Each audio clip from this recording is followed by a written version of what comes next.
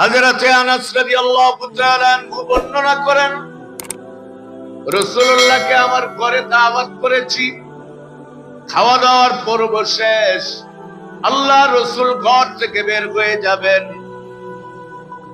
সেদিন ছিল পূর্ণিমার চাঁদের আলো। রহমতুল লিল আলামিন এক দরজা দিয়ে ঘর থেকে বের হলেন। আমি রাসূলুল্লাহকে আগায়া দিতেছি, পেছন দিকে তাকিয়ে দেখি আর এক দরজা দিয়া আমার মা একবার নবীজির চেহারা মোবারক আর একবার আকাশের চাঁদের দিকে তাকাতাকি করে। প্রশ্ন করলাম, মা, নবীজির চেহারা মোবারক আর আকাশের চাঁদের দিকে বারবার কেন তুমি তাকাও? মা জবাব দিলেন, আনাস, আমি পার্থক্য করতে চাইলাম, আকাশের পূর্ণিমার চাঁদটা বেশি সুন্দর নাকি রহমতুল লিল আলামিনের চেহারা মোবারক বেশি সুন্দর? রে আনাস, আল্লাহর নবী যখন আমার ঘর থেকে বের হয়েছেন, আমার মনে হলো যেন রহমতুল লিল আলামিনের সুন্দরতম চেহারা মোবারক দেখে আকাশের পূর্ণিমার চাঁদটা যেন লজ্জা পেয়ে গেছে। আল্লাহু আকবার, আল্লাহু আকবার, আল্লাহু আকবার। এত রূপ আল্লাহ পাক তার হাবিবকে দান করেছে। প্রিয় ভাইয়েরা আমার, মর্যাদার কথা শুনবেন, সম্মানের কথা শুনবেন। রাসূলের সম্মান পরে আগে রাসূলের মায়ের মর্যাদা শুনুন।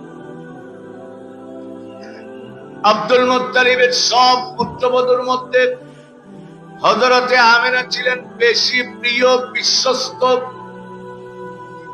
হযরতে আব্দুল্লাহর ইন্তেকাল হলো, অন্তঃসত্ত্বা মা আমিনা, শ্বশুর আব্দুল মুত্তালিব একদিন মা আমিনাকে তলব করলেন। আম্মা জান আমিনা শ্বশুর আব্দুল মুত্তালিবের সামনে এসে বিনয়ের সঙ্গে দাঁড়িয়েছেন। আমিনা ডেকে বলেন, বাবা কিছু বলতে চাইছেন? আব্দুল মুত্তালিব বলেন, হ্যাঁ মা, তোমাকে একটা কথা বলতে চাই কিন্তু সাহস পাই না। বিয়ের আগে তোমার যত প্রশংসা শুনেছি, আমার পুত্র আব্দুল্লাহকে দিয়ে তোমাকে পুত্রবধূ বানিয়ে আমার পরিবারে এনে তোমার গুণ তার চাইতে আরো বেশি পেয়েছি। কি করে তোমাকে বলবো, কি করে তোমাকে বলবো, কি করে তোমাকে বলবো?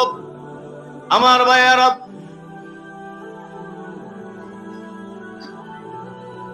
আব্দুল মুত্তালিব দেখে বলেন, মা, আমার পুত্র আব্দুল্লাহ ইন্তেকাল করেছে, তুমি বিধবা এবং অন্তঃসত্ত্বা। মক্কার লোকের এসে আজ কয়েকদিন আমার কাছে নালিশ করে যায়, তুমি নাকি একটা খুশবু, একটা স্মেল ব্যবহার করো, সুগন্ধি ব্যবহার করো, ঘরে থাকলে সুগন্ধি বাহিরে ছড়িয়ে পড়ে, তুমি যখন ঘর থেকে বের হও এই সুগন্ধিটা চারদিকে সুরভিত হয়ে যায়। এই খুশবু, এই সুগন্ধি তোমাকে কে সরবরাহ করে দেয় বলো? হযরতে আমিনা চোখ থেকে পানি চলে এলো।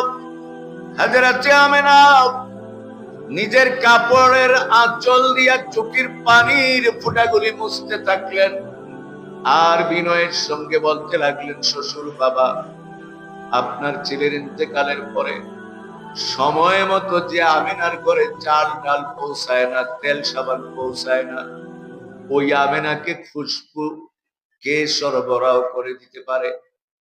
আব্দুল মুত্তালিব বলেন, তাহলে তুমি এই খুশবু পাও কোথায়? হযরতে আমিনা এবার দেখে বলেন, শ্বশুর বাবা, আল্লাহ পাকের জাতের কসম করে বলি, এই আমিনা খুশবু ব্যবহার করে না, সুগন্ধি ব্যবহার করে না। যেদিন থেকে আমার এই কলিজার টুকরা সন্তান এই গর্ভে প্রবেশ করেছে, সেই দিন থেকে দিনের আলোতে রাতের অন্ধকারে আল্লাহ পাকের কুদরতে আমিনার দেহ থেকে খুশবু প্রবাহিত হয়।